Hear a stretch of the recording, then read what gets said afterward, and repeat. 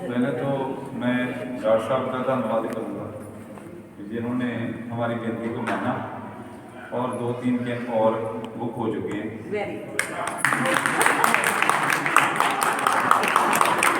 तो वो भी ये मानेंगे। अच्छा नहीं, बुक पहले ही हो गए, बाद में मानेंगे नहीं तो बनवा लेंगे। दूसरा ये है भी अच्छे काम के लिए जितनी तारीफ की जाए वो काम। ये साइंटिस्ट होते हुए भी किस लेवल पर आकर काम कर रहे हैं। अगर देश के सभी साइंटिस्ट ऐसे हो जाएं तो ये देश बहुत जल्दी चेंज हो सकता है।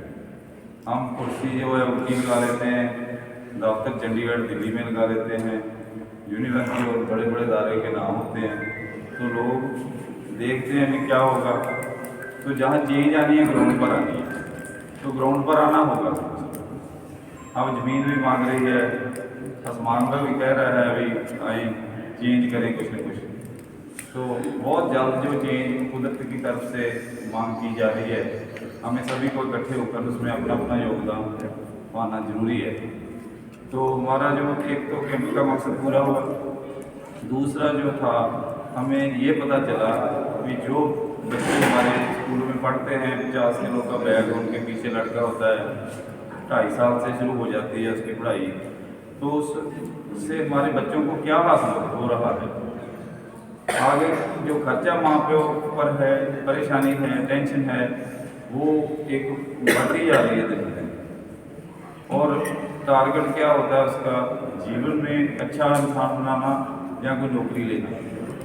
और जो नौकरी है सरकार की नौकरी सिर्फ 2% लोगों के लिए है, कंपनी 8% देती है।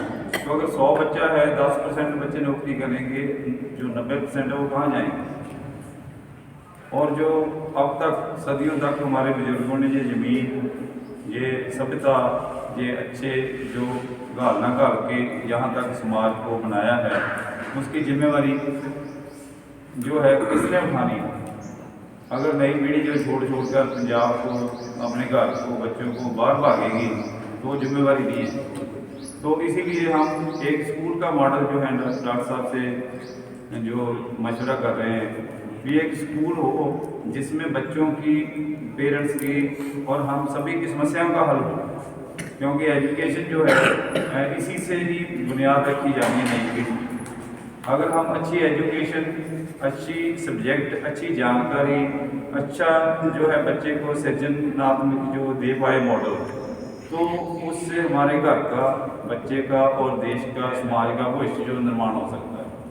तो उसके लिए हमारे पास समर्थ है, सभी के पास कुछ न कुछ है। जब तक पुराने बुजुर्ग जो हैं हमारे साथ हैं, ये अरबेकार जो हमारे पास जो पीढ़ी है, तब तक थोड़ा सा जोर कम लगेगा। नई पीढ़ी यानी एक आदमी का काम नहीं है। जो सिस्टम जो हम कह देते हैं खराब हो गया, वो एक दिन में नहीं खराब हुआ। मेरा मानना ये है कि हमारा मॉडल ही नहीं है कोई। जो मॉडल हम यूज़ किए जा रहे हैं वो किसी और ने बनाए हैं और वो उनके लिए काम करते हैं। शिक्षा का, खेलने का, खेती का, हमारे देश का अपना मॉडल होना चाहिए। अपना मॉडल होगा तो अपने लिए काम करेगा, गैरों के मॉडल होंगे वो उनके लिए काम करेगा, उससे हमें समस्याएँ हैं। तो मैं जो है डॉक्टर साहब से विनती करूँगा, एक तो जो ऑफिस है हमारे मोगा में, ये इसकी शुरुआत करें। उसके लिए प्रबंध आधा तो हमने कर दिया है, और भी होगा तो और भी करेंगे। दूसरा ये जो है शिक्षा का मॉडल, इस पर अगर हम सब मिलकर खरे उतर पाए तो बहुत जल्द चीज़ बच्चों में, बड़ों में दिखने को मिलेगी।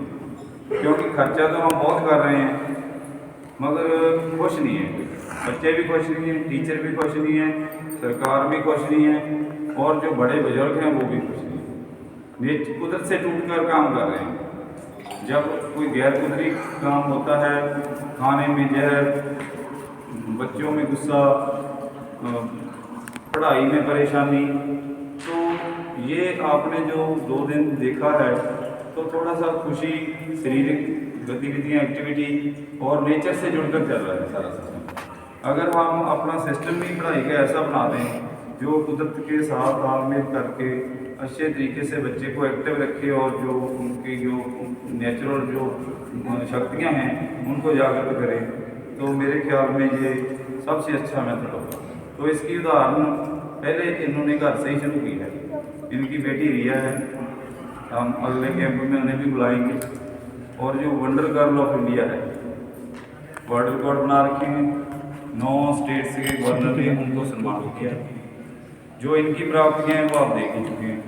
तो कहीं ना कहीं हमें जुड़ना होगा, अपने जो बिखरा हुआ ढांचा है उसे इकट्ठा करना होगा और रिया जैसे बच्चे ही बनाने होंगे।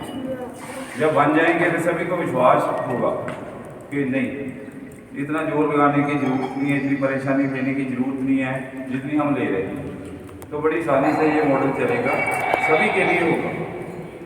तो इतने शब्द में बोलकर डॉक्टर साहब जी जो हैं इतनी दूर से आए हैं, इनका बहुत धन्यवाद करता हूँ। सारी टीम, इनके साथ ममता, मनु जी, अंजलि और भी साथी जो दूर दूर से इन्हें हेल्प के लिए चाहे किसी न सीधे और सीधे ढंग से जुड़े हुए हैं।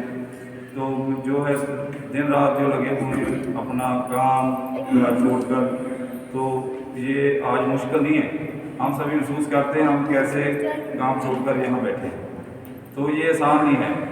अगर ये कर रहे हैं तो इनकी भी कोई जिम्मेवारियाँ होंगी जो छोड़कर आएंगी। तो इसीलिए हम जो है उनका बहुत धन्यवाद करते हैं। हमारे बीच मैडम बैठे हैं ममता जी, ये डिस्ट्रिक्ट एजुकेशन ऑफिसर रहे हैं। आप भी जो टीचर ट्रेनिंग इंस्टीट्यूट देख रहे हैं, और भी प्रिंसिपल जहाँ सुनीत इंद्र जी आए थे, इंडो सोवियत फार्मेसी कॉलेज से आए थे, वो भी बहुत बड़े अहदे पर हैं, वहाँ डायरेक्टर हैं सर। मैडम गुरप्रीत बैठे हैं और डॉक्टर जी बैठे हैं, परमेश्वर जी। तो अलग अलग जगह से और भी जैसे मैडम मीनाक्षी जी कैरियर के जो है गाइडेंस के इंचार्ज हैं अपने ज़िले में। तो हमने भी जो अभी हांस जो संस्था है उससे ट्रेनिंग ले रखी है, कैरियर गाइडेंस के कोऑर्डिनेटर हैं ब्लॉक के। तो यादव जी जो दिन रात एक्टिव रहते हैं, फौज में होते हुए भी बहुत ज़्यादा कोशिश करते हैं कि कुछ न कुछ समाज में सृजन किया जाए। तो कई ऐसे भी हैं जिनका मैं नाम भूल भी गया हूँ, जैसे रतन जी बैठे हैं हमारे पास। तो आपने नाम फिर मेरा भूलना था, बाकी मतलब जो जंगल में भी मिलने चले जाते हैं लोगों को, जो कुछ न कोई खोजते रहते हैं और समाज में भी खोजते रहते हैं।